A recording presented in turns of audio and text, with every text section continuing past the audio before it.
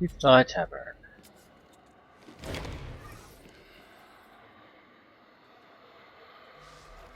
The bartender. Oh, okay. I think I've talked with him before. Um, the bartender is tall, powerfully built man with nut brown skin and bushy beard. He radiates strength, confidence, moves with speed when necessary, and remains almost motionless for the rest of the time, like a predator waiting to leap.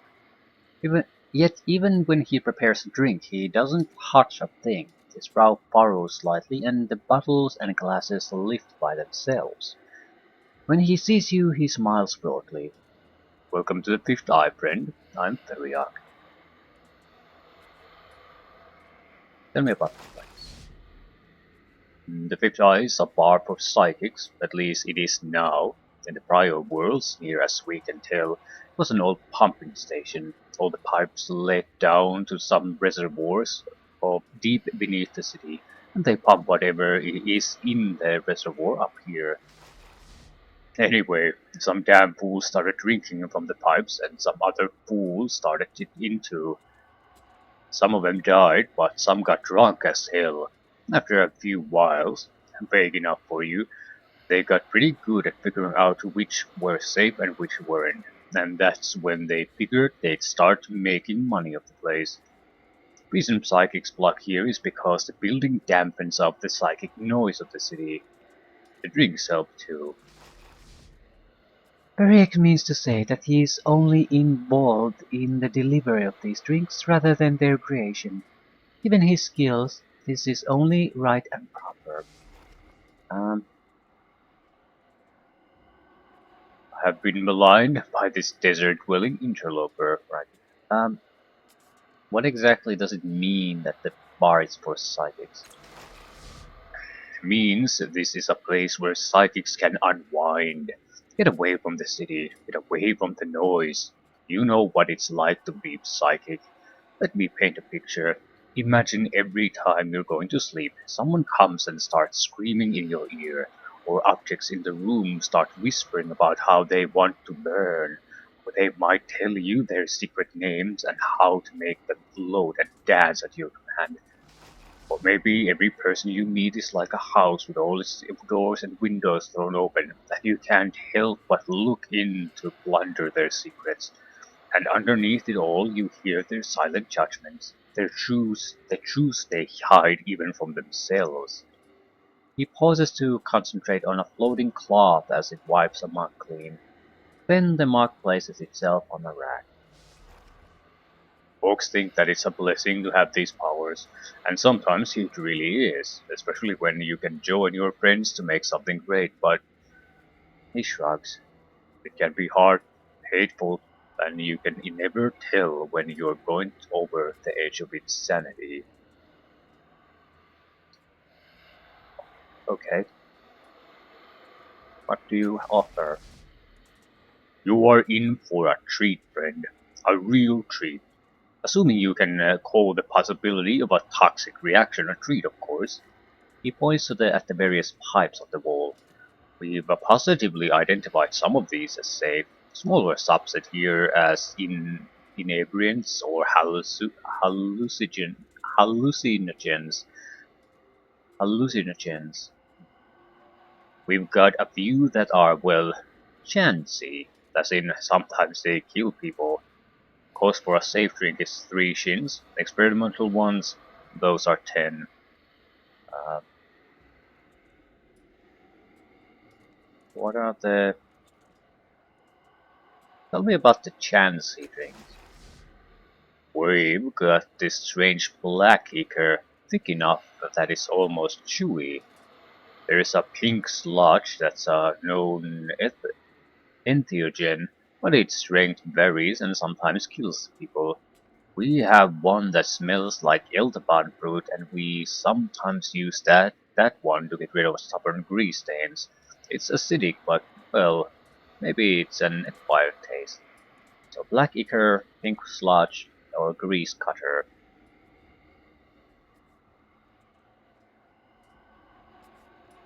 We tried the foods, we might as well try the drinks too. It's 30 coins though, I can afford it. Give me the grease cutter. He wrinkles his nose. Really? On your own head, I suppose. He concentrates, and a bottle flows over to the tap. A fluid spills into the bottle, and you hear it hiss. The bottle floats to you, and you can see the liquid inside is thin and oily. It smells like talc, and the infectious runoff from appearing between flesh and machine. It smells like a trash-eating log gorged itself on rotten fruit and lost control of its bowels. You hold your nose and down it. Say what you will about the smell, the drink packs a powerful wallop. You lose control of your motor functions and stagger briefly. Colors flash across your eyes, and for a moment everything becomes unbearably funny, just before a wave of utter sadness wipes all thought of laughter from your mind. On its heels come rage, lust, all the emotions of the human condition, condensed into a perfect Jew-like moment. Then it shatters. You're lying on the floor in a pool of your vomit. Okay.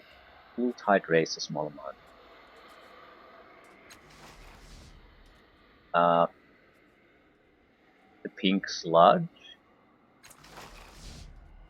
He raises an eyebrow and a heavy glass wears over to the tap. The tap opens, filling the glass with an effervescent pink slop, and the glass drips over to you. Furiak dusts off his hands theatrically, though they never touch your glass. He grins. Drink carefully, don't overdo. But you have already gulped it. It is thick and flavorless, but its effects are fast-acting. Your muscles seize, including your heart. Death snatches you so abruptly that you hardly notice the transition.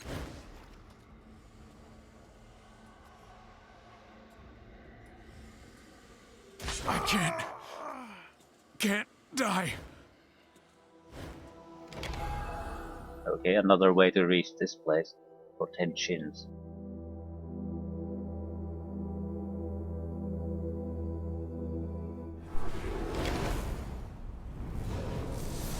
I don't think anything should have happened here.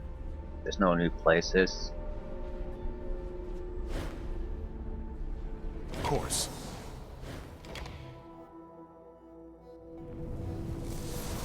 I suppose that makes sense. I mean, to have a easy way to kill yourself. Multiple Starting to ones. think you have a taste for death. No shit. Absolutely.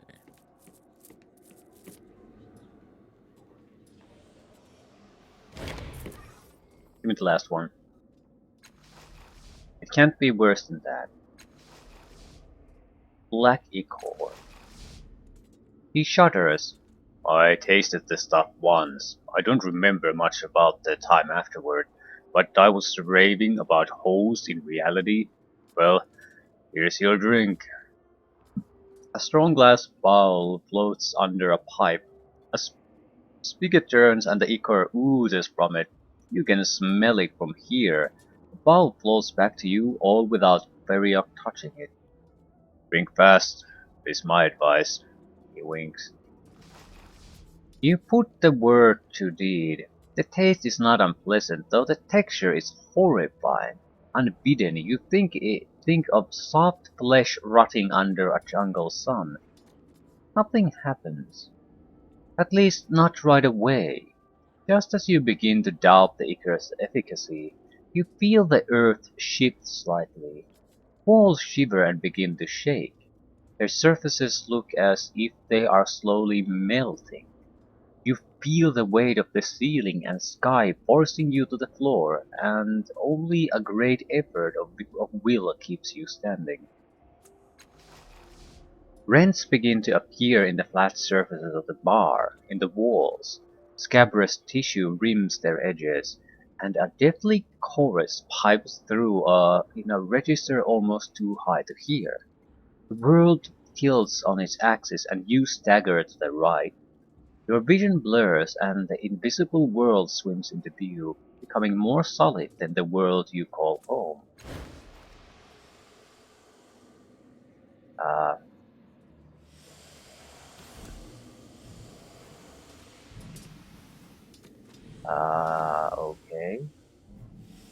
Doing begets learning, Is I an actual guess. effect?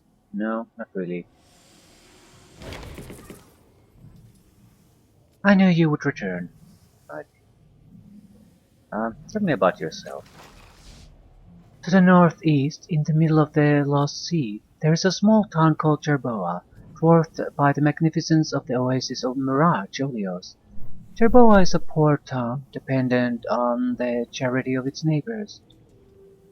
She nods to the bartender and he refills her drink, holding a bottle through the air without touching it. I was born in the slums. The Kibra, residents of the city, would sometimes tour our ghetto. One of them saw my eyes and declared me touched by their god, Nikhil. They taught me the deep secrets of their church and showed me how to comprehend the tapestry in my mind. But one day I saw a light flare in Sega's cliffs. Though this city and mine suffer hostilities, I knew that I must brave those dangers, for I saw the darkening storm. She grips your sleeve. I see the futures. Yeah, I see weird shit too. I will not be able to return home, but I arrived in time to aid Dharma in his struggle against the adversaries. For a time I was able to read the strands to help our team prepare against the adversaries' attack, but they learned to cloak themselves against me, and all I could see of their intent was a generalized darkness. I'm of little use against the adversaries now, but I remain to help against other foes. Uh, what can you tell me about the people here? I know the stories of my comrades in arms, their past and their futures.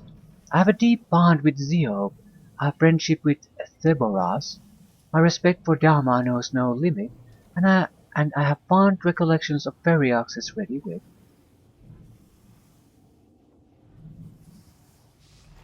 She shakes her head.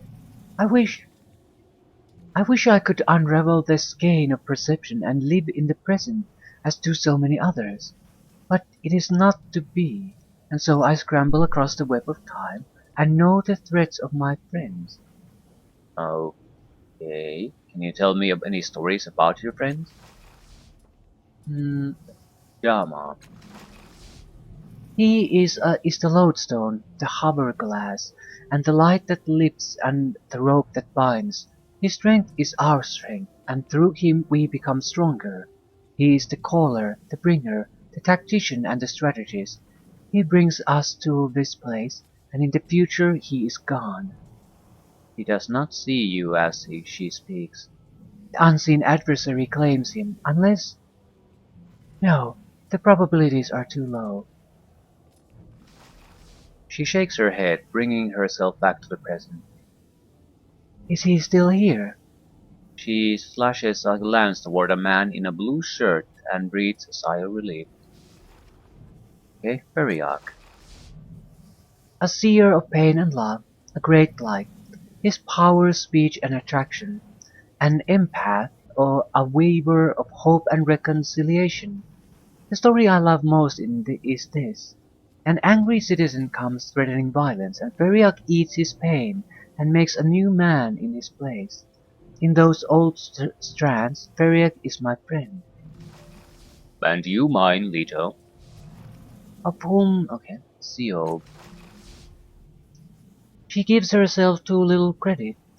During the Cobalt Breach, she erects a shield around her company and fires precise bolts of telekinetic rage into the attackers.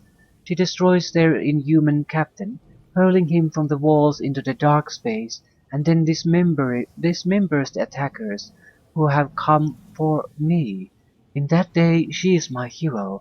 She is the only one of us who can touch the physical world so completely. And when Dharma dies, she stands to unite us. No, wait, this isn't real, not yet. She slaps herself slightly and mutters, walk in this world, Leto, this world alone. The Boras. He follows the trail of the word of Kra. He finds the dead village. In his mind he seals the words, and they chew him to pieces until his brain has lost their knowledge altogether. He looks across the bar to the old man. No, that is a past possibility. That is not this reality. His mind is still intact. His stories still resonate. Is this the world in which he buries the last of the words of Gra? She shrugs. But he is the man who helps plan our battlefields. He shapes our expectations. It is he who brings the first adversary low. It shows him a story, and he tells it a better one.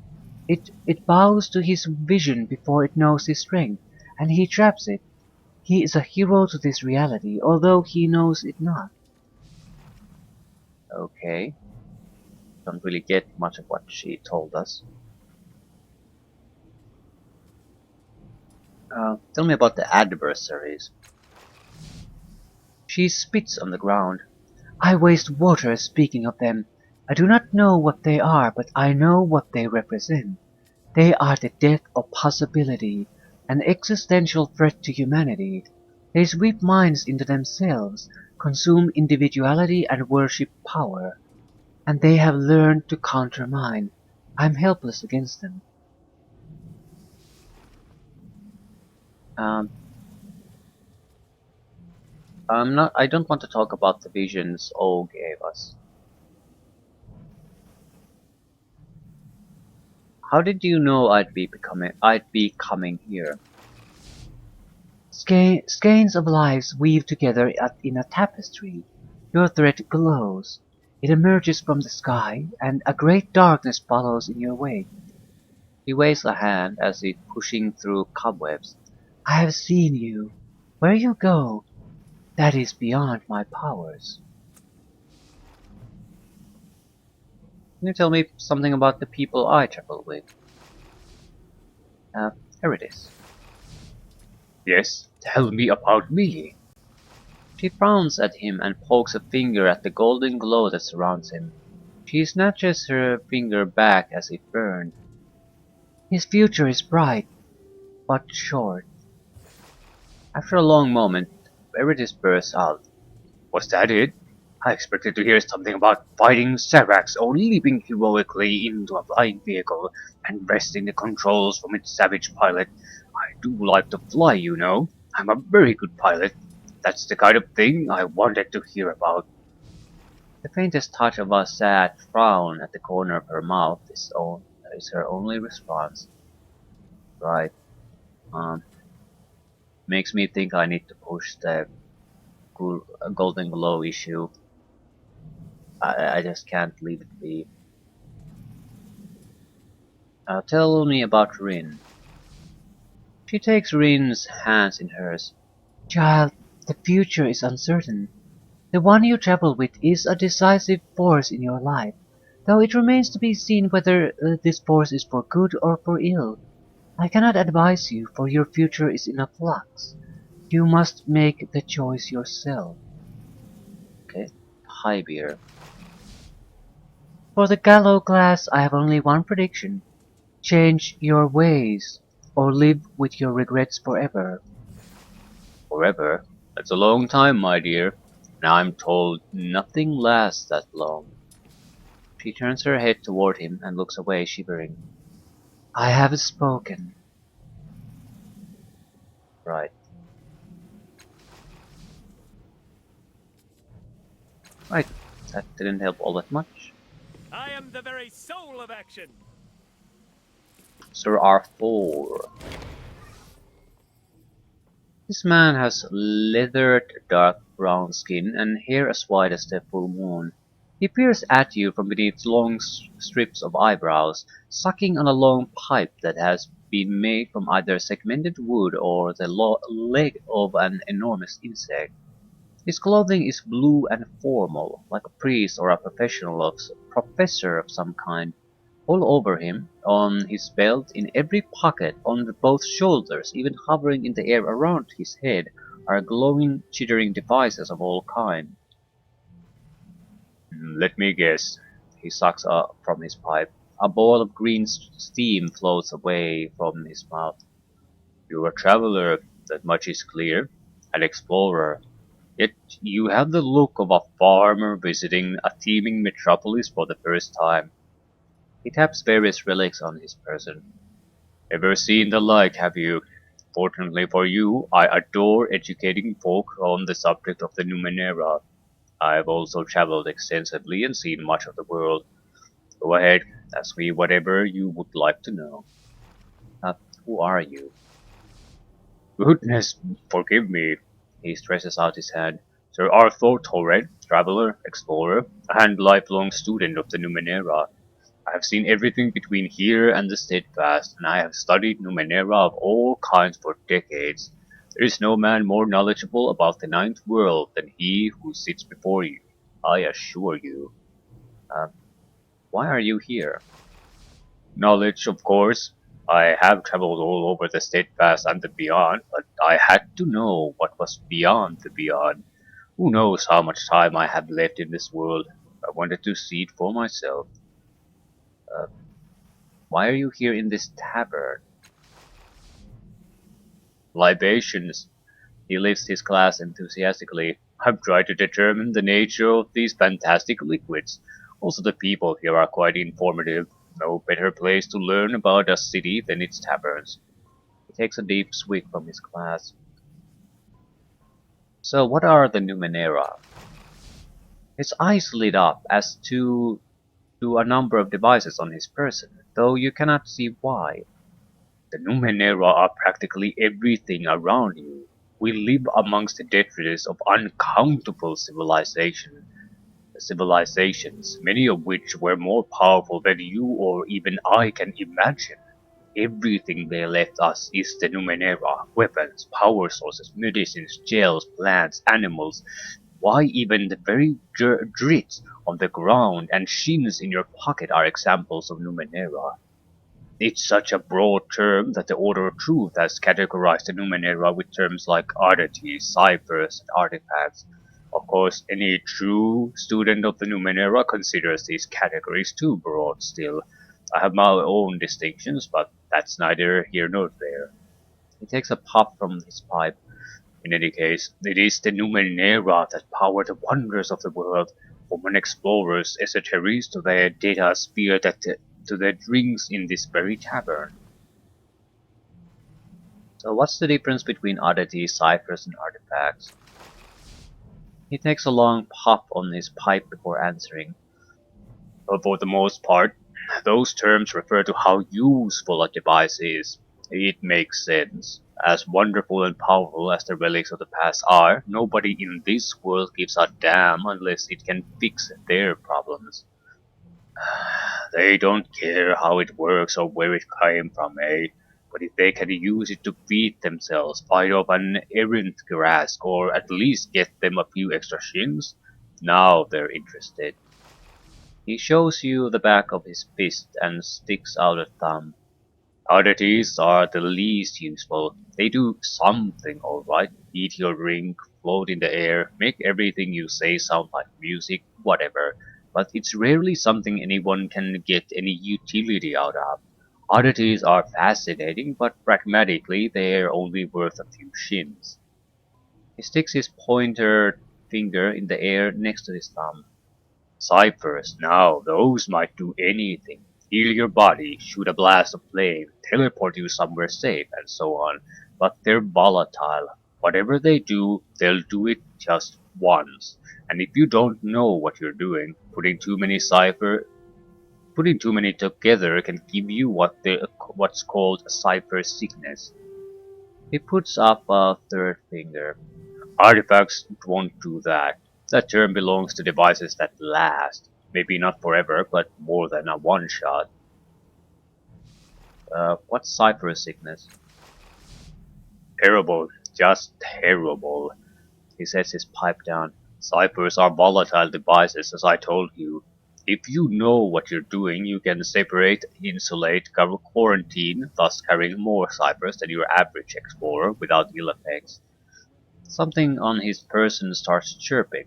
He taps his pocket to stop it, but otherwise pays it no mind. But if you carry more than one you can handle, those ciphers react in unpredictable ways, draining your energy, wearing you down, or worse. He leans forward conspiratorially. This one time, I saw a cluster of ciphers bound to each other and again what I can only describe as sentience. Ripped my assistant to pieces before tearing off into the cold desert. Haven't seen it since. He picks up his pipe and sticks it back in his mouth. It was completely unexpected. I felt bad about that assistant, but, well, science and all that. He shrugs. Fortunately, most effects of Cypher's sickness are temporary, easily cured by simply getting rid of some of the ciphers. Uh, how do you categorize the Numenera? Ah, a fascinating question. He sets down his drink and leans forward. I'll give you a brief version, because you obviously have places to be. Well, put simply, I'm less interested in how useful a device is than in its means of function. He takes a quick puff from his pipe and sets that down as well. Now, the technology of the prior worlds is far too incomprehensible and varied for us to truly understand which civilizations created what, but we can define some basic categories. He counts each one on his fingers. Many devices deal with fundamental forces, gravity, magnetism, sound, light, even time itself. Automatons are and created intelligences fall under artificial life. Biotechnology covers a wide variety of Numenera. Many plants and animals that we consider natural were in fact created by prior worlds for some arcane purpose. The blue may fall under this category. Someday I'll hire a team to find out if I can find anyone reckless enough. There are chemical devices as well as those dealing with various forms of matter, metal, liquids, crystals, and conversion between the three. His eyes light up. The most interesting are also the most esoteric nanotechnology, which covers much of what common folk consider magic. Transdimensional tech, the technology related to the data sphere itself. He leans back, reinserting his pipe. But these are just the classifications I prefer. The Numenera defy definition. What is the data sphere? It's difficult to say exactly. At a most basic level, the data sphere is information stored within the air itself, but it's much, much more than that. Several of the prior worlds created similar spheres of knowledge around or throughout our world. Our term data sphere encompasses all of them, the connections between them and the effects thereof. For example, he lifts a knobbed finger. People talk about glimmers, visions from another place or time. These are actually some portion of the data sphere accessing human minds. Some ciphers, even some nanos, can access arcane knowledge from the data sphere. Why, even the so-called telepathy is sometimes two people communicating through the data sphere without realizing it. The data sphere as a subject of research is far too large for several lifetimes. Thus, I have only been able to spend my time delving into devices that seem to use it, but not the data sphere itself, or rather, the various and incompatible networks that comprise the data sphere. Perhaps someday. Uh, esoteries. Esotery is a common name for any of various powers or abilities that cannot be explained by our understanding of science. Nanos are capable of esoteries more than most, but other people, even some creatures sometimes, exhibit powers that we would call esoteries as well. What exactly are shins? I feel like this guy should have been probably in the first area you enter the game, because this is all very basic information that could have been useful there. Now it's sort of repeating things that we already have come to learn, even if not learn exactly, but come to understand through gameplay.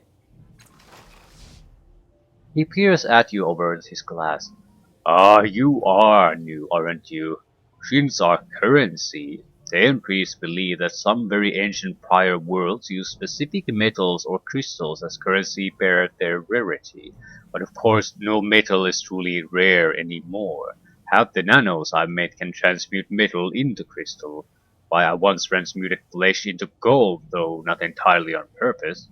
Anyway, rarity is useless as a means of value, so the value of shins is necessarily a social construct.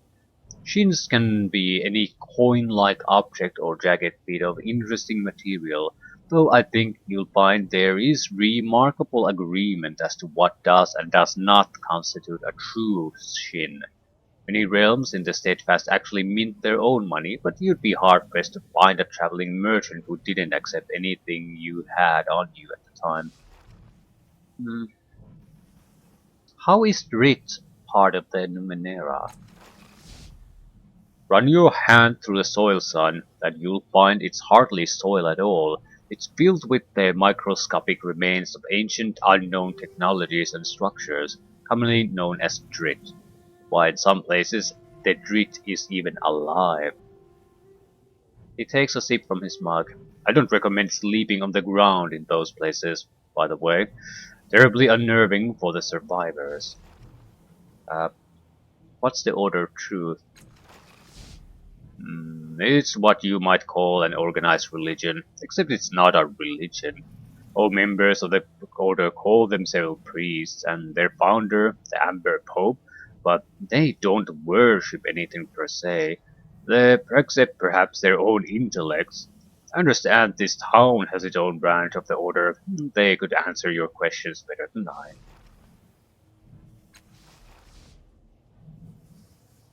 How do you know so much about the Numenera? Cipher gathering was always the main source of income for my family. Alas, no more, but I have extended that penchant into pure research. It is not arrogant to say that mine is one of the greatest laboratories in the steadfast, while an entire university has sprung up around my home. I specialize in research and experimentation. Prospective assistants apply almost daily, which is good considering how quickly we churn through them. He clears his throat. Uh, tell me more about the world. Of course, ask me anything you like. I've traveled all over the ninth world, though the steadfast and the beyond. I even know a little about this part of the world, the so-called beyond the beyond. I've met explorers of all kinds and listened to countless stories, so what is it you would like to know? Uh, why do they call this the ninth world? An interesting question. He takes a preparatory swig from his cup. One would think it is because 8 worlds came before us, but even a cursory study at the Numenera reveals far too much breadth and variation for there to have been a mere 8 prior worlds that created it all. One then might ask what qualifies as a world. We could say the first through 8 worlds are defined as the most powerful or influential civilizations of their eras, but even that fails under the most basic reasoning. The previous 8 worlds we refer to were the greatest of the ancients, and what qualifies this world wherein we cannot even understand the most basic theories governing a time auger to be the ninth. The truth, I'm afraid, is that we call this the ninth world simply because that is what we have decided to call it, no more, no less.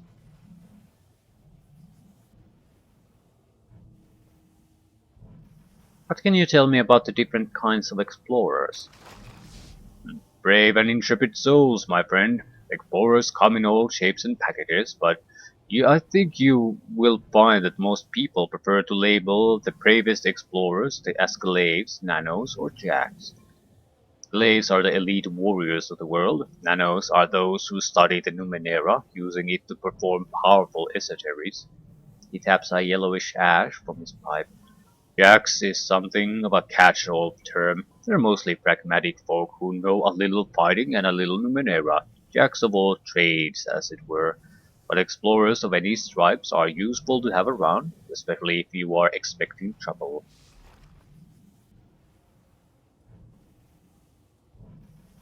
Hmm. Tell me about the steadfast. What can you tell me about the steadfast? Much, my friend, much. Too much, in fact. The Steadfast is a collection of kingdoms and principalities far west of here, all the way to the end of the continent. He blows smoke from his mouth. It forms into a purple ball and drops to and then through the floor. It is where the Order of Truth holds sway more than anywhere else. There are several different kingdoms, along with scattered villages and aldeas. Well, they all swear fealty to the Amber Pope and his Aeon priests. He utters a small growl. The Order requires nobles of the Steadfast to fight against the Gaians, supposedly a cult to the north. I've never been there myself, so I don't know the truth, but it sounds like a waste of lives and resources if you ask me. That's why I keep my laboratory in the southern reaches, as far from the conflict as possible. He sucks on his pipe thoughtfully. Granted, the Order did ask me to leave after several incidents, but I was planning on moving anyway. Okay, what about the beyond? A wilderness between the steadfast and here, highly dangerous. His words seem meant to frighten, but he has an excited glimmer in his eye. Some of the most interesting claves and villages can be found there. I found one village whose people hovered a meter off the ground from birth to death. The villagers of another would tell you the exact method of your future death. I can't say how accurate they were, though several of my assistants tendered their resignations. Further out in the realm of the most deadly creatures, landscapes, and weather. Oh yes, he says, seeing your expression. The land and weather will itself rip you apart in several locations in the beyond. You heard of the Iron Wind? It is but one of the cruel rulers of the land, though perhaps the most infamous. A cloud of invisible machines altering the physical structure of anything and anyone it touches. Truly terrible. Uh, okay, what about the beyond the beyond? This is where we are. You're in it, friend. They call it the Sagus Protectorate, or at least this portion of it. There is Sagus Cliffs and the Bloom nearby. I've heard of places like Harep and Mirajolios far to the east. I'm most interested to explore the Valley of Dead Heroes I've heard so much about. A place to inter the dead. Want to be some very interesting relics in a place like that. In truth, I'm only a recent arrival to this place myself. You would do better speaking with the locals. Uh, anything else? No, it's a lot of talking. Didn't really go anywhere. Naturally. What the fuck? Melees. The small, unassuming man occupies this space quietly, hands folded in front of him. He does not look at you, but you can feel his regard slip across you and dismiss you as you approach. His attention remains focused on the trio at the nearby table. Everything about him is nondescript, from his light brown skin to his drab clothing, but something about him gives you pause, as if you were approaching the throbbing core of a fallen vessel. When at last he turns his attention on you, you feel his regard settle, like a soft blanket made of metal. It is almost oppressive. Malaise, that is who I am. His voice sounds distorted, strangely out of sync, as if he were calling to you from a distance. You can't read his thoughts any more than you can read the thoughts of the tables in the bar. Um, where did you come from? His voice is strange and disjointed. The world has always known me. Look around the corner. I exist on the smallest edge. Close your eyes and shiver. I'm the cold in your bones. The saccade in my home. The interstices my mind. The frost that surrounds his words suggests that you have offended him. Uh, do you know your name means sickness? Meaning itself is sickness. Vision, action, movement. This is the only sign of health. His slow and indolent gaze is like a great weight on you. The energy that flows in your body, I read it through your skin. I see your actions before your muscles even begin to twitch. The body's secrets are no defense against me. What is sickness compared to this? Um, can you tell me about yourself? I am a constant. I live, I thrive. When a thought passes in your mind, I rush before it. I hear the pulsing of your thoughts. I am fabric, essential. Uh, okay. Uh, what can you tell me about this place? He slowly turns his gaze toward the other patrons. A lodestone, a gathering of energies, empty meat, a brief morsel, an obstruction, a bone, an ingrown hair. His empty, terrifying gaze turns back to you, an impediment. Why are you watching those people?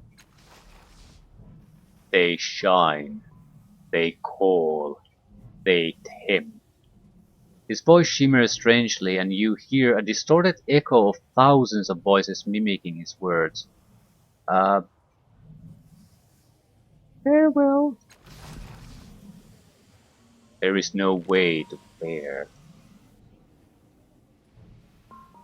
Right. Um, right. All right. The Burrows. The man is old and strong, his face lined with years of brutal experience. His face is aquiline, his nose sharp. He wears a broad-brimmed hat and his voice is a low rasp. I'm the Burrows. Tell me your story. Make it a good one. I was born falling from the sky, and now I'm trying to repair a chamber that will stop a nightmare. He watches you intently as you speak, and when you finish, he nods sharply. You're telling the truth. A lot of people embellish or they lie outright, try to pretend they're more than they are so people will remember them as giants. More often than not, they just end up looking ridiculous. He pats you on the shoulder. You've given me a rare treat. Thanks. So, what do you want? Can't help you with your chamber, but maybe there's something else. Um, what can you tell me about the adversaries? His eyes narrow and he leans in close. I don't want to talk them up. It's important to understand that they are not unbeatable, that they are not immortal. They're tough, hells yes, but they can be stopped.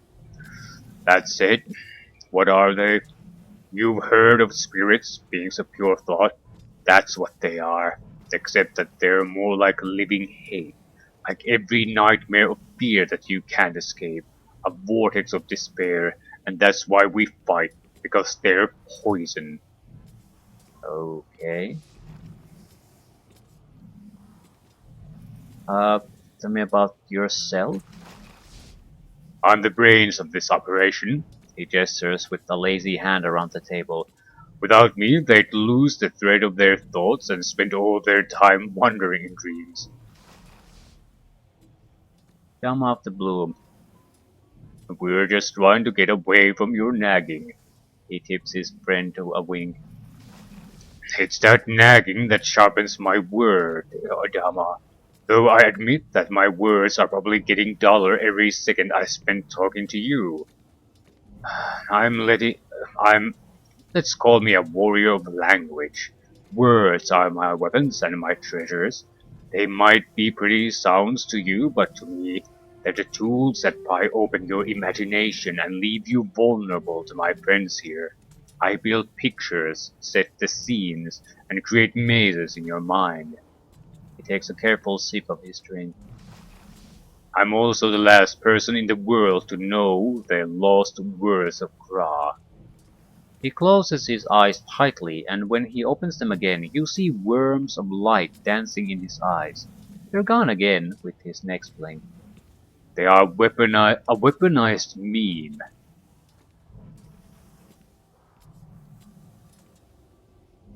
Okay. I thought a thought that sticks in your head, a tune you can't get rid of, a saying that echoes in your mind until it drives you mad and melts your brain. Zio plays a hand on his arm. You don't have to talk about this, Deborahs. She turns to you. It's eating away at him. He has it compartmentalized, but he says that he can feel it burning away at his mind. I feel the power in you. Can you help him? Uh, uh, maybe? What can you tell me about the words of Gra? His long face grows more somber if that's possible. Those words were the ruin of an ancient civilization. I had this story from a dying Nevajin before I wrested the last word from its mind. It goes like this. The scholars of that age had found deep truths about the world, and they stumbled across these words. They wrote the knowledge down and sealed the words away with the strongest warnings they could find, and then they killed themselves so that they wouldn't infect their kind. The problem was they didn't count on their writings sticking through the ages. Some shit-brained fool ignored the warnings on the bindings, read the words, and spilled them out into the civilization that had grown up in that spot over the millennia. 8 rulers of Gra, 8 words, and a continent-spanning empire fell, its people bleeding from their eyes with hatred in their hearts. Survivors tried the scholars who released the words, buried him in stone. The words were lost again. A Nevajin, a hero, found the imprisoned scholar. He tried to wipe away the knowledge he'd spoken and remove him from the world. Had the Nevajin stuck there, it would have seen the dust itself rewriting the words of Gra on the floor in the wind. He bows his head. But it was too late. The words had infested his mind. I found the words. I burned them from the world, trapped them in a maze in my mind, and they're near the exit. Uh, okay. What are you going to do about the weaponized meme that's burning your mind?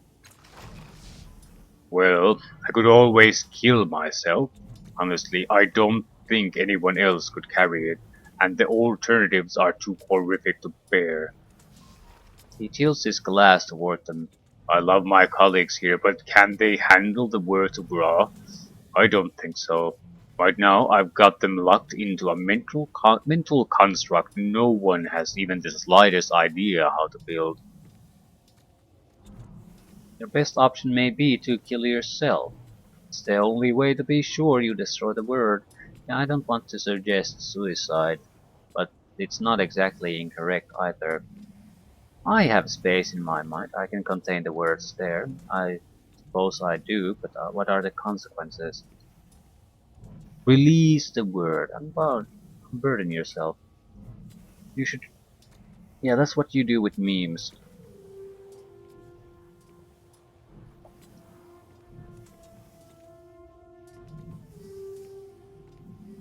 So we have those 3 options. Basically, kill yourself, give it to me, or just let it go. It's too dangerous to let it go. So, and I don't want to suggest suicide. At the same time, I'm not sure I want that thing in my head either. What would be the consequence? It could be interesting, I suppose. Well, I have space in my mind, and I can contain the words of Garat there. I don't necessarily want to help him. I'm more interested in what the fuck do they mean by weaponized memes? How bad could it be? I doubt they have anything concrete to show me because I can't even imagine what it could be. I mean, I know meme warfare has been going on in the internets, but I can't see it being anything like that. It would probably be some vague description of something. That's it.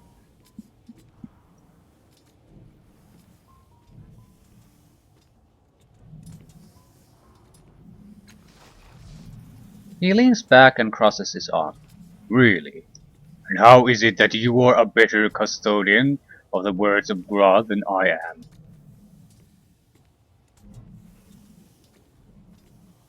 Well, use your psychic ability to read me.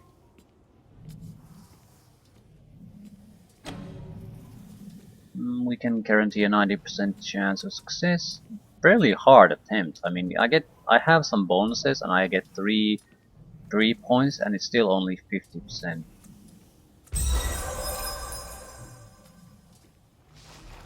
He focuses on you and you feel something like the skittering of spiders across your mind. You plunge inside and suddenly you sense his presence in the labyrinth and you can feel his mind recoil.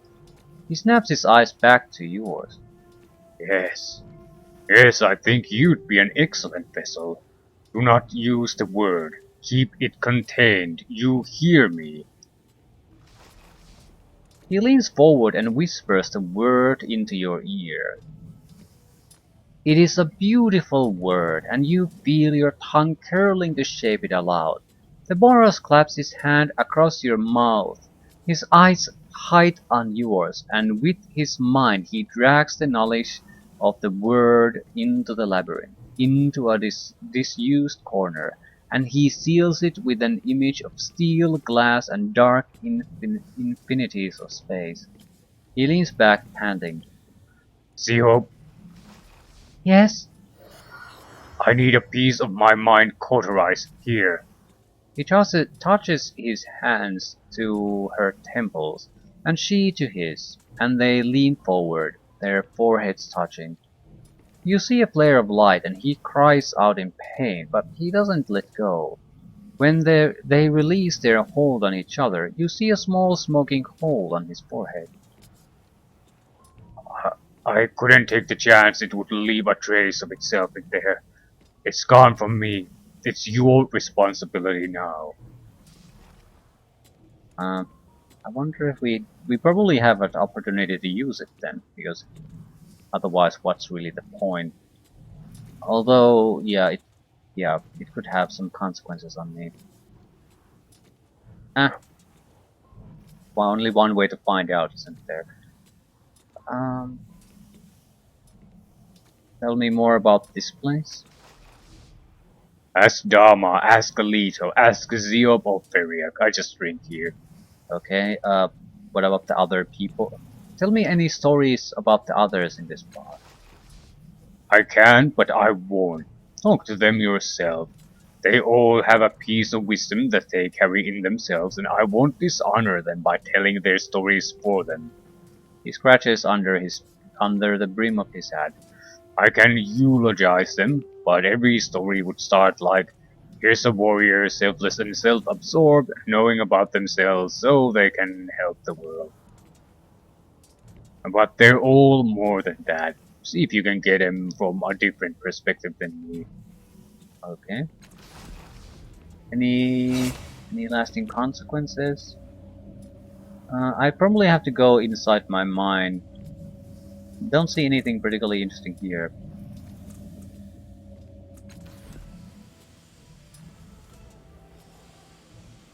Zio.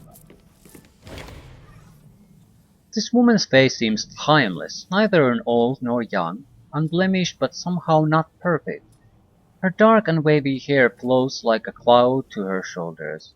When she speaks, her voice is musical, almost artificial. I am Zio, and you are... She concentrates, fingers pressed to her temples. When her table mates start smiling, she pulls them away. I'm not actually a mind reader like those two, just a joker. Um, so you have no mental powers. Oh, I do, but they extend in other directions. She cocks an eyebrow and her glass rises from the table to her mouth. She She sips daintily, and the glass descends to the table. Tell me, are you from the area? A small hamlet, slightly isolated but still within the broader Sagas Protectorate? Somewhere near Avrinwood, perhaps? Uh, Actually, I don't know where I'm from. I was born in a falling star. I mean, I've told these guys my story already. There's no point hiding it from them anymore. What? How is it that you know the language here? You must be particularly observant. Your voice, your inflections, your mannerisms, they speak of someone whose upbringing was based on an older version of the Sagas Cliffs dialect. That should suggest an isolated aldea or enclave of some sort. Uh, what's going on with this place? It's the fifth eye. It's where the psychics and the psionics of Sagas Cliffs have been coming for generations, to protect ourselves from the noise of the city. Life is easier when you're among friendly people and those of your own kind. Though not everyone here is technically one of us. Some of the people you see here are manifestations of our minds. Some of them were called here by our minds. Some have come from other dimensions even. She leans back, tapping a finger on her lips. I have a challenge for you. One of the five of us who own this bar is a projection. Talk to the other veterans out of the psychic wars, and see if you can figure out which of us is the projection. You can ask each of us only once, so make your questioning count.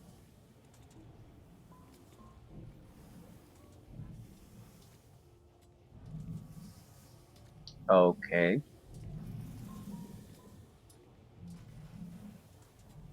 I doubt it is the Boros. I doubt it's Zeob either, because she gave us the mission. What five is she referring to? The three here, so I suppose Leto is one of them, because when I asked her, she told about this group. That would mean the fifth one is then the bartender.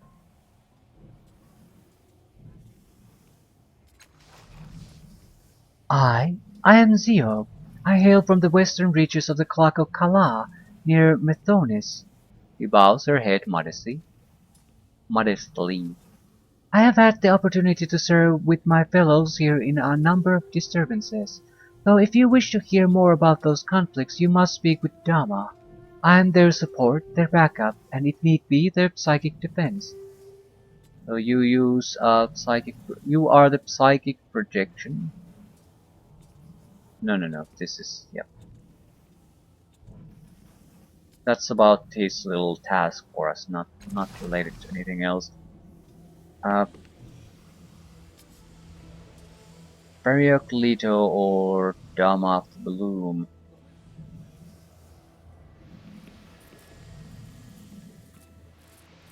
Lizzo is weird, but O said she's going to be the mother of empire, so would she really be a projection? He seems to be lost in different possibilities. I'll talk with them again, see what we can find out. The wispy mustache on this pudgy middle-aged man would be almost comical if it weren't for his deep and despairing eyes. They are the eyes of a man who has passed through the gates of alien hells and returned, though not necessarily whole. His fingers, tightly wrapped around some fine glassware, are strong and slim. A musician's fingers, or a strangler's. Before you open your mouth to speak, he says, "What is that place in your head?" "It's a labyrinth." "A labyrinth?" He raises an eyebrow and leans back in his seat. "That's a noble construction." He starts ticking items off on his fingers. I've seen people construct psychic fortresses, cathedrals, graveyards, hellscape, and vortices from which no life escapes. All dramatic places, all powerful and forbidding, but a labyrinth? Well, that's a whole different construction that speaks of cunning and guile.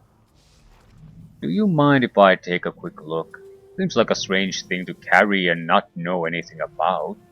His voice is polished and clean, friendly but intent. Uh, I suppose I view this as an opportunity to learn more.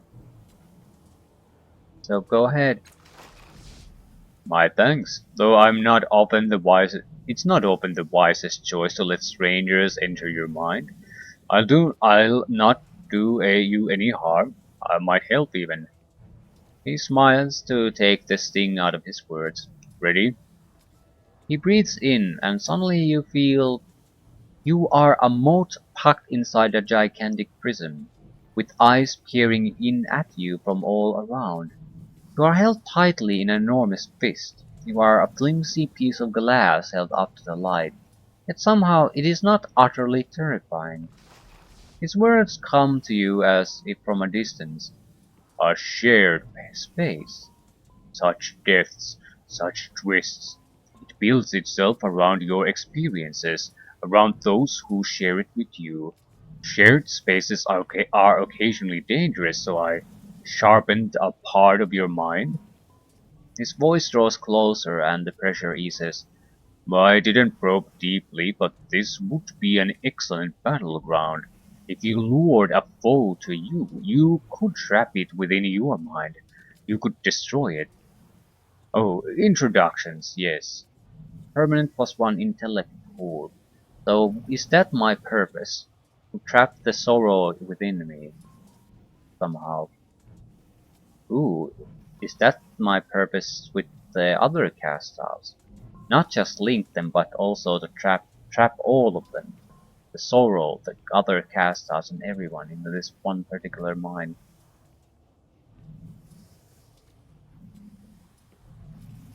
Hmm, possibilities. He sets the glass down and shakes your hand. I'm Dama, Dama of the Bloom. He pinches the bridge of his nose, his eyes tightly shut, and you feel a gentle and powerful presence surrounding your consciousness. I have a request for you. It might seem strange, but you have an interesting topography to your mind. You might be able to help us. The Fifth Eye is home to psychic veterans. We fought an incursion of nightmares, I suppose. Nightmares slithering into the city's shared dream space, eating minds and leaving husks behind. We called them the Adversaries. We burned them out and cauterized the wounds through which they infected our reality, but I can't shake the nagging feeling that one of them survived and waits to strike. I trust my intuition, and now it's telling me to ask your help. You mean the creature that's like 2 feet away from you here? Okay, what do I need to do? I'll remember that. He breathes a sigh of relief. My thanks. I feel the adversary. I know it's here. I know it's close. It's watching us, but it's hiding its presence. And I fear it will strike when our guard's down. May well be in the fifth eye even now. He shrugs helplessly. Sadly, our fifth eye is blind. He jerks a thumb at the bartender. Might be that our foe has blinded us, but it might not have shielded itself from you. Look for it and tell me if you find something unusual. Okay, our fifth eye is blind. He jerks a thumb at the bartender. It's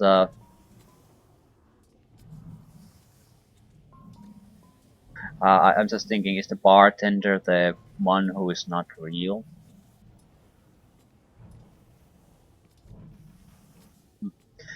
Anyway, uh, tell me about the adversaries. A good question. Better if I show you.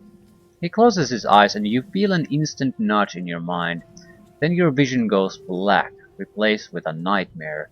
You see a void, oblivion, a place where black stars hang and shriek with formless rage.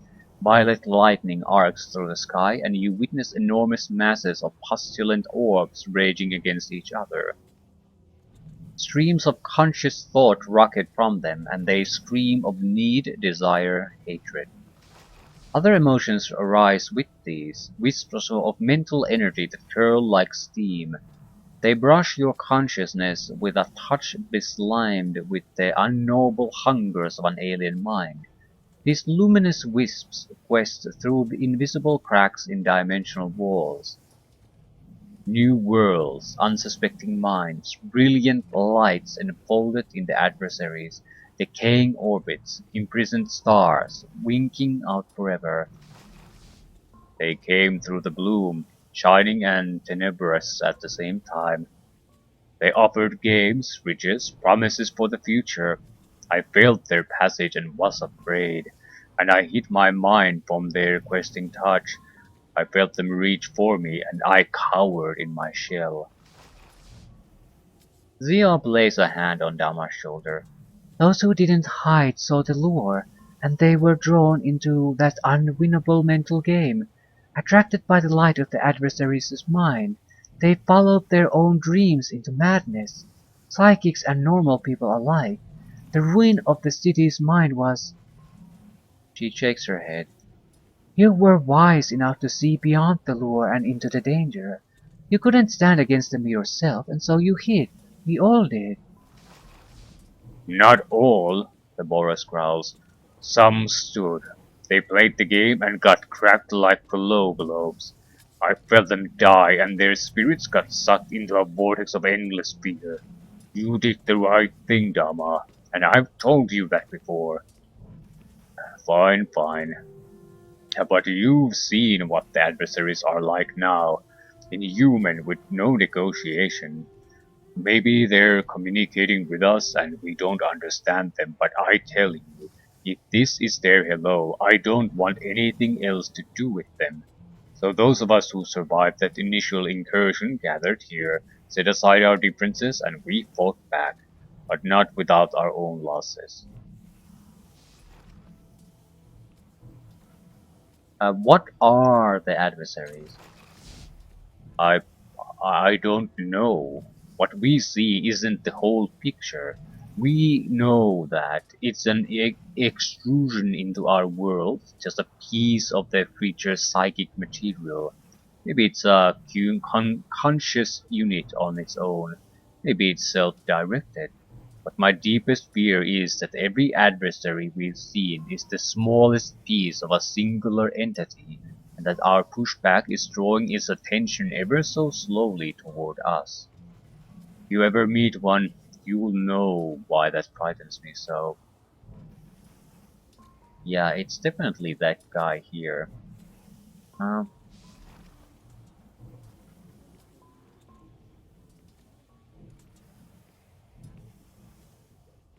how do you fight them?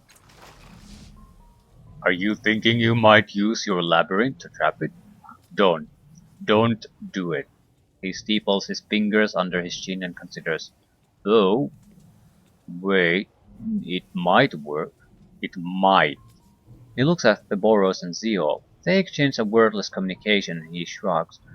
We used a spotter, someone trained to recognize their scent.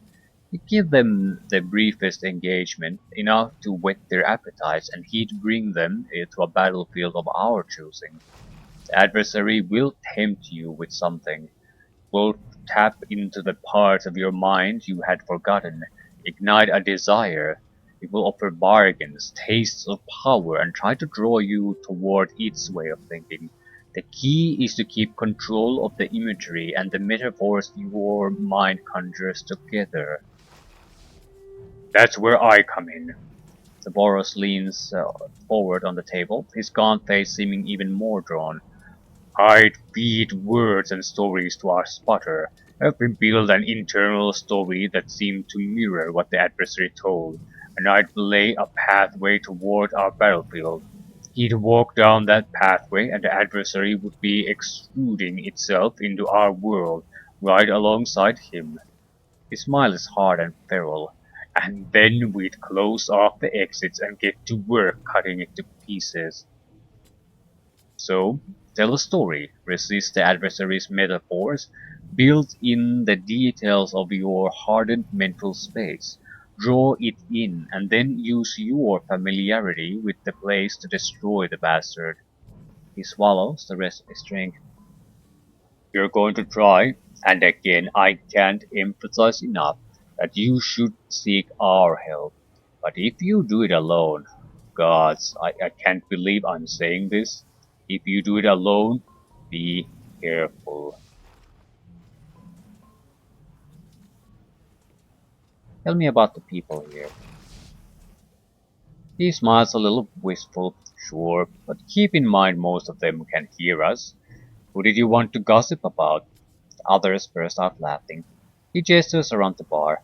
They've all got their stories. Some of them aren't from this world, some aren't even real. This summons another peal of laughter. He points his chin around the room. There's the Boras, Zeob and Leto, O and Veriak. We own the place together. So, the Boras, Zeob, Leto, Dama, and Veriak. We've fought in all manner of wars, battles, and conflicts. We've traveled for some, worn Esper helmets for others, or projected ourselves across the world. But the worst was the adversaries. They were the true test of all of us. They forged our friendship tighter than any other experience could have. Best part is we've sacrificed our lives, our friends, and our sanity for a city they'll never know. They keep on with their daily lives and just assume the rash of madness is some effect of the Numenera. Gave up the best part of our minds and they don't even care. Doesn't matter to me what the rebel think, but it'd be nice to have at least get some professional recognition. And we've been over this tomorrow. We don't do it for ourselves. We do it because it is the right thing.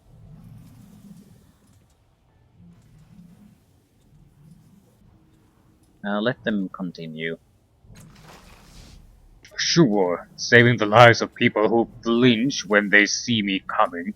I love seeing mothers snatch their children from my path. Clearing the insects from my bedroll is the next important step in knowing that I took action, because the ingrates in Sega's cliffs won't even sell me a damned clean sheet.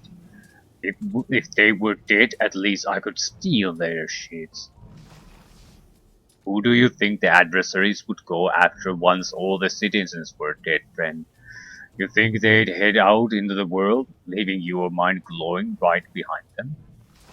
I could shield myself, no problem. I did it when they came out, remember, just like you. Yes, I did.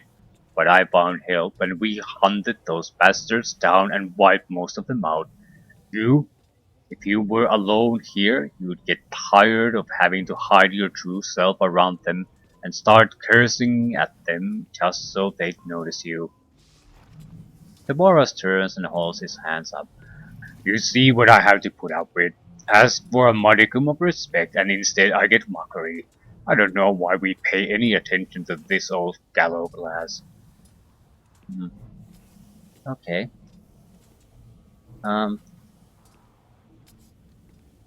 the Boras. The Boras, despite his terrible complexion, gaunt face, bird-like nose, and questionable taste in haberdashery, actually I'm trying to think of any redeeming qualities that might offset all of this. I'm right here, you know. He ignores his friend. Ah, yes. Despite all these obvious disadvantages, the Boros has become one of the preeminent warriors of language in the entire world.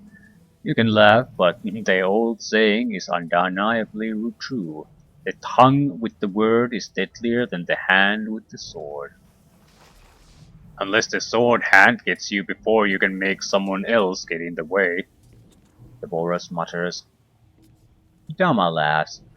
We can plant words in your mind that will activate and weaponize your body against itself. With a word, he can spin illusions inside your skull.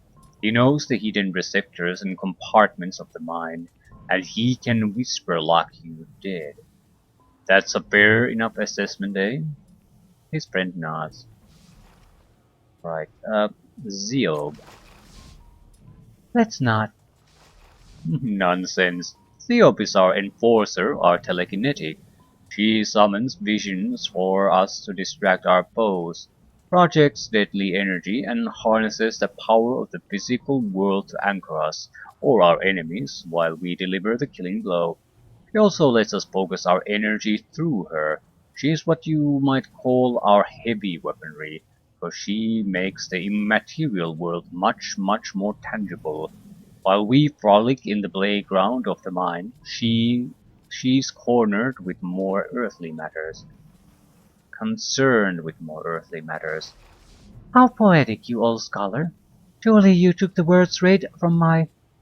Why, you dirty thief! Shama holds his hand up in surrender. You were practically shouting, Ziob. How could I help but listen? Okay. Hmm, Periok. Uh, Perception. The smile slips from Ziob's face, but she says nothing. Yeah, I think it's Periok. Periok is no longer. It's not. It's no. It's not real. Shama doesn't look toward the bar, but his mood turns somber. A true empath, our spotter back when we could do the work. Brave man, aware of the risks he took, psychically insensitive, able to catch the lure of the adversaries and willing to run with it. If it hadn't been for him, we'd never have had the success we did. He looks down at the table. The last one we fought caught him. They took his... He pauses, lost in thought. Zeop steps in. It took some of the things that make him special. He can't spot for us anymore. His powers aren't what they were. He's a shadow of his old self. But the old shit sucker has our thanks anyway. He raises his glass toward the bartender and drops it on the table as Zeop punches his arm. Oh, that's bad luck, you know. Don't you speak an ill word about him, Devoros. Not after what he did. You know how I feel about Ferriaxio. He swishes the liquid left in his glass, his head and voice lowered. Before he lost his powers, he was one of the best of our team. One of the best I've ever known. They all nod. He cackles. But don't tell him I said that. Leo punches him again. Leto. She... She's our seer, our prescient. She knew where the adversaries were going to be. She knew when they'd be there, so we could set ourselves up in time. His voice is somber. But they grew wise to her. They threw themselves through probability space, played the game of maybe with her, and they were better than she was.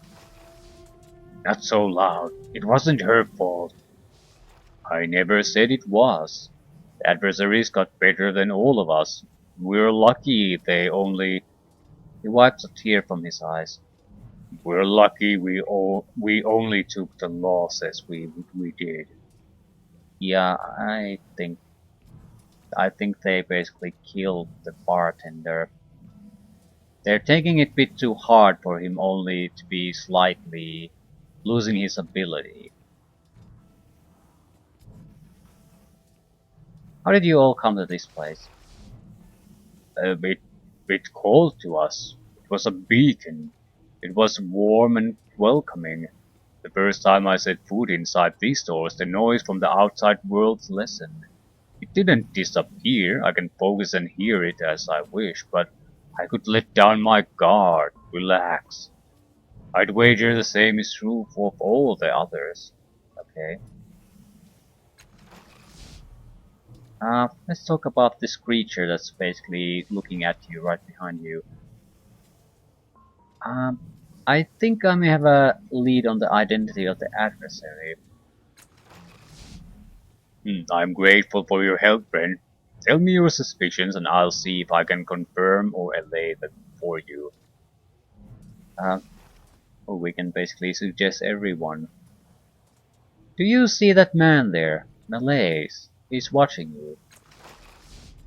The blood drains from his face. What? Right there. I see nothing. I feel nothing. He grasps your mind with his, not gently, and he echoes in your skull. Anything there is hidden to me. Zeop, can you sense anything? Let me see. In the center of her forehead, her skin irises open, and a third, metallic eye protrudes from her, glowing brightly. It extends from her head on a mechanical segment, emitting a series of rapid flashes that descend through the visible spectrum. At last the eye retracts and her forehead closes. She swallows, and you can feel the fear radiate from her. He's right. It's there, on a low pulse, a wavelength far below human thought. I'll remember that. A control as hard as synth steel surrounds Dharma. The adversaries have never done this. I knew they adapted, but by the Black Three, what has it learned? It has been watching us for how long? Zeop, be ready. Okay, I can try to handle it alone, or let's confront it together. Why would I? I don't get this. I had multiple opportunities in this game to try to deal with these issues on my own without relying on anyone else. And I don't understand why that's really even an option. I mean, why would you choose that? Are you? I can see if you really want to do it as a challenge to yourself, but I wonder if there's another reason for doing that. I have no reason to try to do that though. Let's confront it together right now.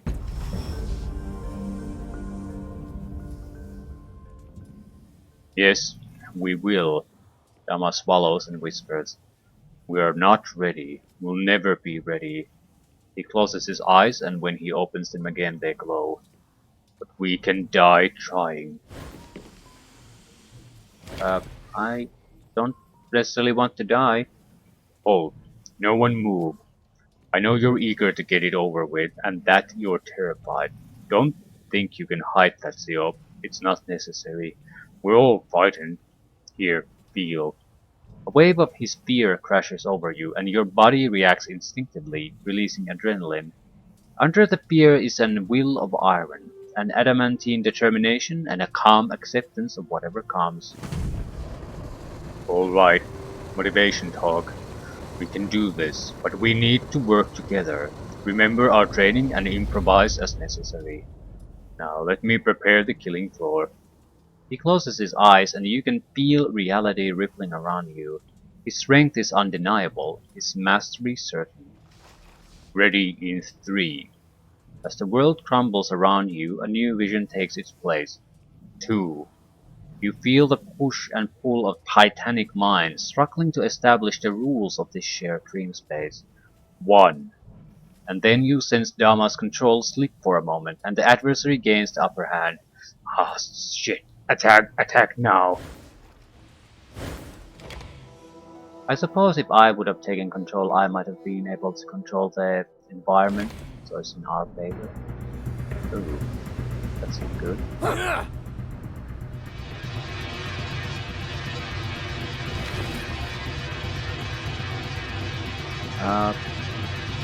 They seem to be all unable to do anything. Individually they don't look all that strong. I mean, they're like rings, little rings running about. They're fairly fast though. There's multiple versions of them. One who has basically double the hit points and is very high on initiative, and there are a lot of weaker ones. Okay, who do we have? Mr. I want to... Dharma can still have function. Issue a challenge. The most worry I'm about to win. quite a few of them, the melees that we had now. So the question becomes, do we try to kill the big one, or maybe try to get rid of the little ones, or what?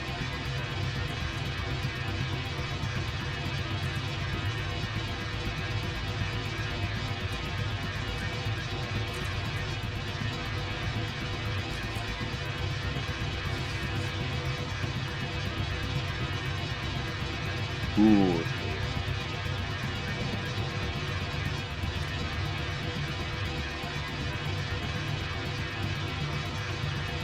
I'm not gonna issue a challenge yet, but this is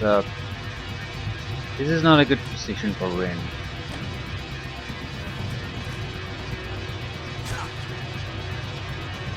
I can kill the big one on the first turn. I think we need to drop their numbers as quickly as possible.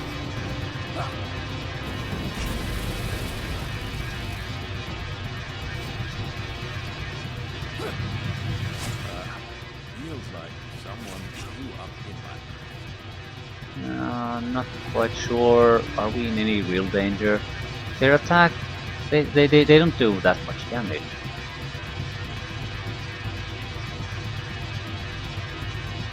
I think I can flank him. Immune to, no, flank, immune to flanking. No. Minus 30% movement speed, minus 15% evasion, minus 15% all task. I think I can basically murderize him. But easy kill.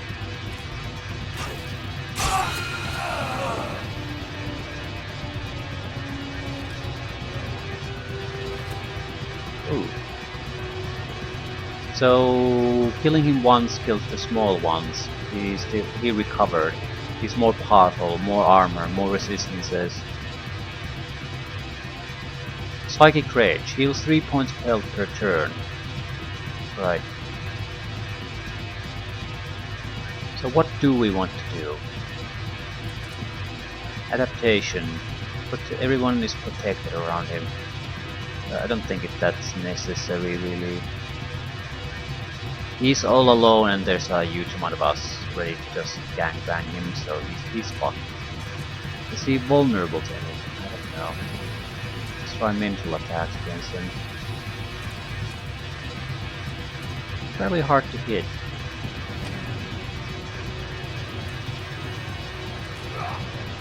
Try this out. Dazed. Negative willpower, negative on attacks. Yeah, he should be easier to hit with spells, and he's not that good at hitting others anymore. And there's nothing I particularly want to try. If anything, I'll just leave here. Green, can you do anything useful? I suppose I can get bees.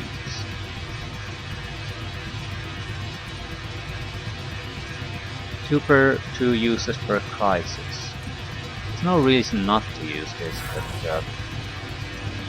it's totally unnecessary. It won't really contribute anything. Could I attack? I think I have a range weapon of some sort. Yeah, I'll pull back a little bit and just think attack. that's best. 35% chance of hitting. I'm not spending points on this. I don't do that. Two shits if it hits or not. Maybe I need another god for this.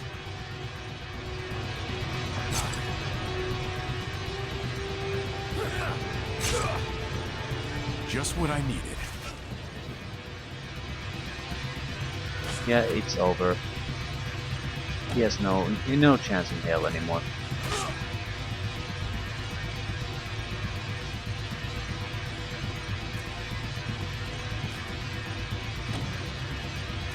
It's all in the flick of the wrist. You could have just killed the man. There we go. Your work was remarkable, friend. My thanks. The psychic battlefield fades and the real world asserts itself. You return to the fifth eye.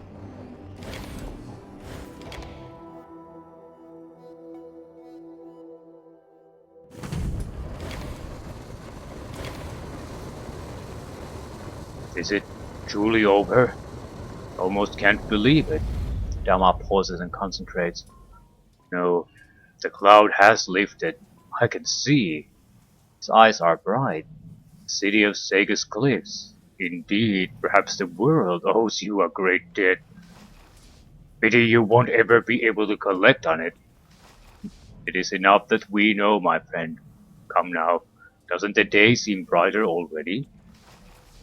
I wouldn't know. I haven't been outside. You know what I'd like. Another drink. All the celebration I need. Zeop laughs. Coming right up. Periak pours a round of tall, dark drinks, and they float smoothly through the air to you. Zeop inclines her head gravely to you. You have our tremendous gratitude, friend. Indeed, I cannot stress the enormity of this enough. We will tell others of your deeds, whether or not you want this. Cheers. Then the party begins. I'm ready to learn something new.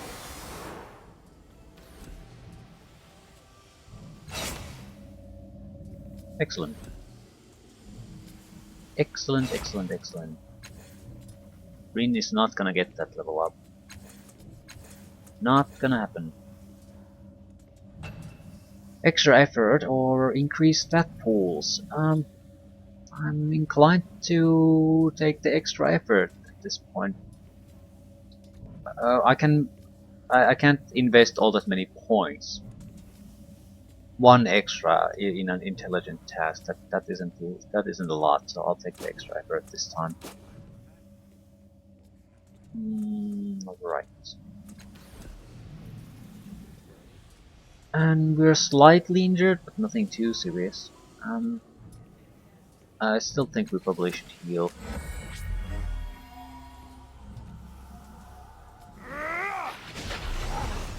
That's more like it.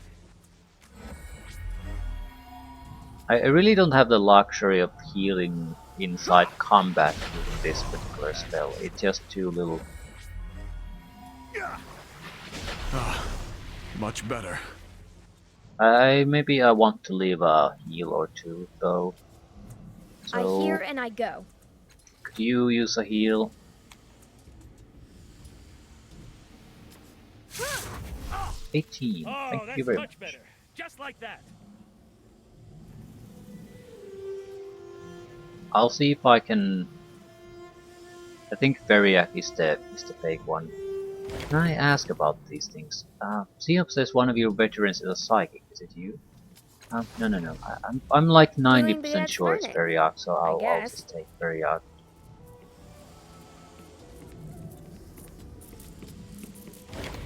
Now that I think about it, has he ever touched anything?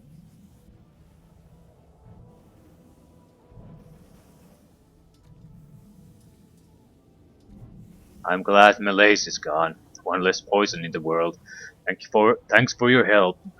By the way, Right. Dama said you're blind. What does that mean? He laughs. I used to be the spotter for this gang. Means I could sense their presence of the adversaries, build an attractive playground for them, and draw them after me. The last one I faced, though, His face falls and he draws into himself. it burned me out. It put out my eyes. It burned me out. It put out my. And then he is back to normal, smiling as if nothing had happened. Yeah, he's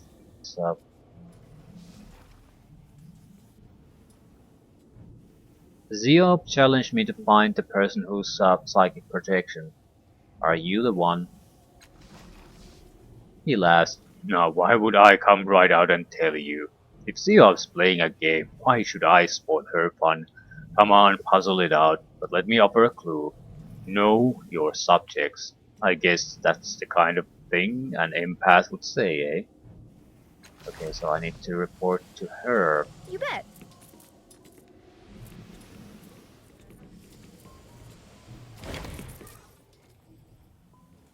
I know who the psychic projection is. Oh, what was that eye in your head? The damage is done, I suppose, and there's no harm in you knowing now. Well, I'll thank you to keep my secret. I'm a Malax, a machine mind in a human body. The Moluccan are quiet and friendly, for the most part. We want to be left alone like you, and here among my friends I can be like you. I can be useful. But if you don't mind, I'd rather not talk about it much further. It's considered impolite among my people. Right. I guess I I shouldn't give her away to the silver guys. I don't recall silver orphans. Right. I know who the psychic projection is. She laughs and crosses her arms. Who? I think it's Veriarch. She laughs delightedly. I won't even ask how you figured that out. If you guessed, it was a lucky guess, but your instincts were right. But then her face falls. I began manifesting him after he was killed. He was our spotter, the man who saw the adversaries and lured them to our battleground. But the last adversary we fought, it was ready for us. It caught hold of the lure he offered, and it followed his mind all the way to reality. It burned. She pauses, chokes back a sob. It burned him from the inside. He lured it to us, and with his dying will, nailed it into place. It was a sacrifice any of us would have made, Zero, no matter who was in that position. Thomas speaks softly as if trying to convince himself. The adversary didn't pay attention to us, even as we poured our heaviest attacks into it. It was too absorbed in destroying Periath, tearing him apart instead of defending itself, as if its first priority was in blinding us instead of preserving itself. Her voice turns hard. We beat it though, so as long as I'm breathing, I'll keep his memory alive. He'll serve his drinks and make his bad jokes, and everyone here will feel welcome. It's the least I can do in his name. Right. May the wind carry you. I guess we're done with this place. The Clarion would have a job for us. Try to lure these people in some kind of a war. Let's go. I think the endless battle.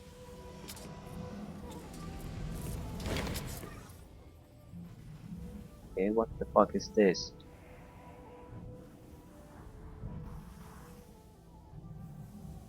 The veterans still won't listen to me, but my allies in the endless battle need their help. Will you talk to them for me? I honestly don't want to. Not necessarily because I object to what she's doing, but because it's an endless battle thing and I don't want to get involved. It's the same reason I didn't want to get involved with the cultists or join them. They probably could have helped me quite a bit, but it just feels like I'm taking a side in a situation that I understand nothing about. Tell me about yourself. I'm Clarion. We seek strong warriors, brave souls to fight in the endless battle, to hold back the advance of the enemy. Which is... Tell me about the endless battle. It's much as it sounds. It stemmed from a rift between the changing god and the one of his offsprings, and has endured for hundreds of years, raging over the same battlefields using the deadliest technology of the ancients. The landscape is scarred and pitted beyond recognition. The walls between dimensions are thin there. Every day horrors across into our world. He stands, arms akimbo. Worse, in recent years, the struggle has expanded. Nearby settlements, founded to provide material support for the combatants, are existing there long before the two sides came to range on their borders, have been engulfed by the spreading chaos. It is not too late to change the course of the battle if only warriors of proven mettle would join the fight. That is why I'm here. That is why I beg for your help. What else do you know about the endless battle? It's not truly endless, of course, but it has raged for hundreds of years. Imagine the wonders you see around you, the discarded pieces of the ancients' lives. Now imagine all of their power bent toward destruction. Imagine what that would do to the land. It is a force, a disaster that creates heroes. What side are you recruiting for? The changing gods. He has always been the patron of Sega's cliffs. Perhaps we would not exist if not for his lives and his cast-offs. Certainly we would not be as we are.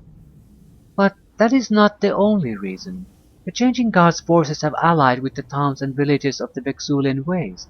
We seek to prevent the endless battle from expanding beyond its borders, growing in size once again. The enemy has attempted to sweep across the plain before. They tricked the changing gods' allies centuries ago, destroyed an army of sand knights and took half the settlements in the waste. We won't let them do it again. So who's the enemy? The armies of the first cast-off. They have never been friends to the people of Sega's cliffs. The first cast-off is long dead, but still her forces hold a grudge against her sire and his patron city.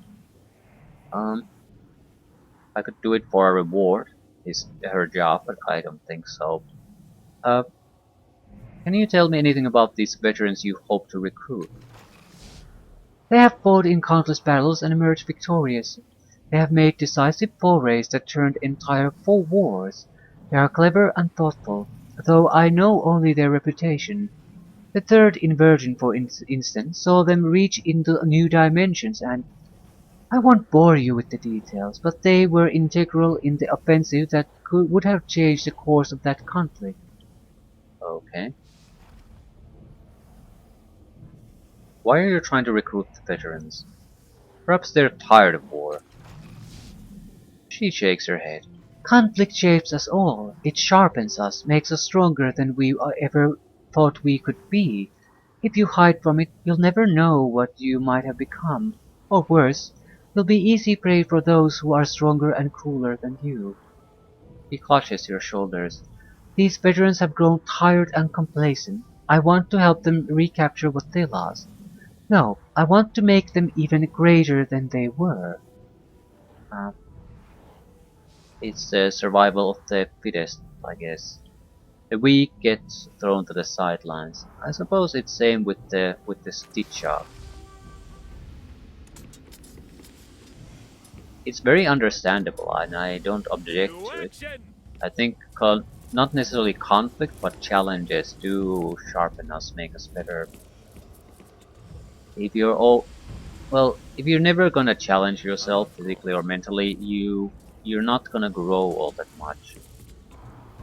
So I agree on that sense, but it doesn't have to be a battle, destructive battle to the death.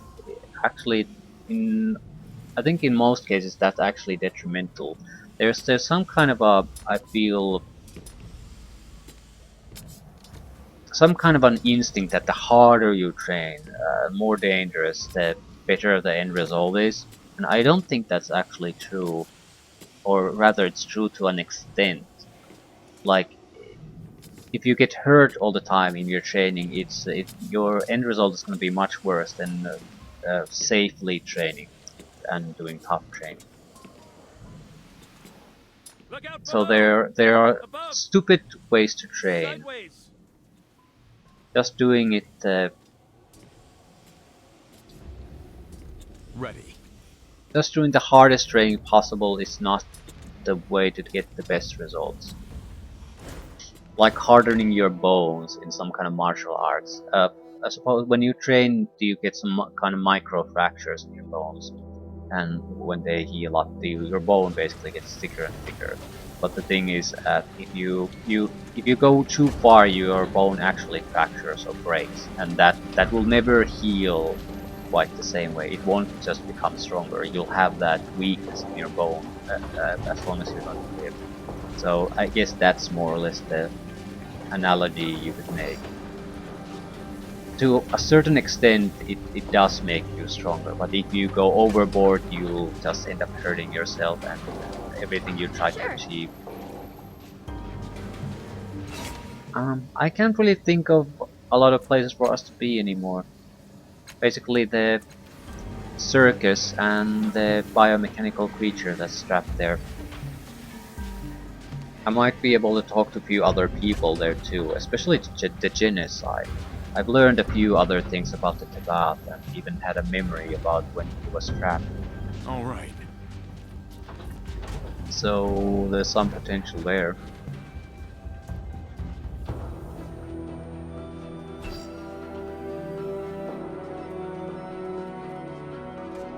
But yeah, I think we're more or less done with this place. At least I don't have any official quests. I can't think of anything that I would have really missed. I have blown a few chances, I think. But that's nothing, I can't do anything about it at the moment, so it doesn't matter. So I'll leave things here.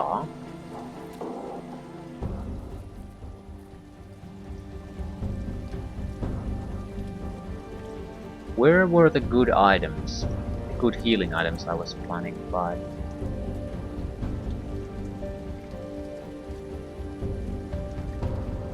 I can't recall anymore. You bet. I'll make sure it's not Madelia. She's the only shopkeeper here.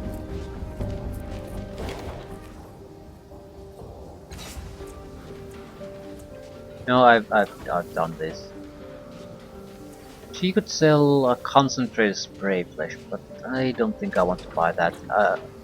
Basically, I'm looking for better purchasing opportunities, so I don't want to throw away all of my money here just because I don't have better things to buy at the moment. For example, I think on the weapon front we probably should get an upgrade. Also, new armors. I don't know, how do I upgrade the companion armor? Because it's not good. I suppose it's comparable to what I have now. But basically if I can, this armor I have is fairly cheap. So if I get any kind of an upgrade after this, these are starting to look weak. So there has to be a way to change that. And I'm wondering, is it level based somehow? If they get to certain stages, they'll get an automatic upgrade or what? If I actually do have to buy them equipment, I'm going to need money. I mean, the 400 is barely enough to upgrade my own equipment a little bit. So, I'd like to have some kind of a pool of cash to rely on. I'm ready.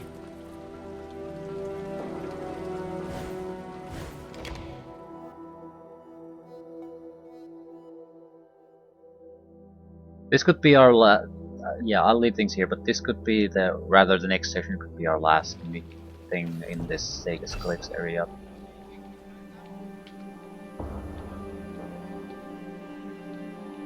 Right, the creature and another chat session with genocide. That's it. Fine. I cannot think of anything else I could have missed. Anything else that could have been a Why quest. not? There are a few things I could do, but nothing that would really benefit me. So, which means Rin is gonna be basically fucked. Even if I get 40 experience points from the biomechanical creature, which is not likely, it's still below the threshold of a level up. Only by 4 points though, but still. She is such a fucking drag on us.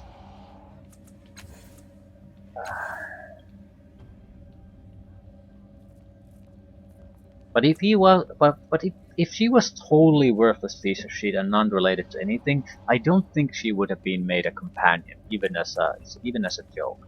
So I'm curious to see where it goes. Very curious. To action!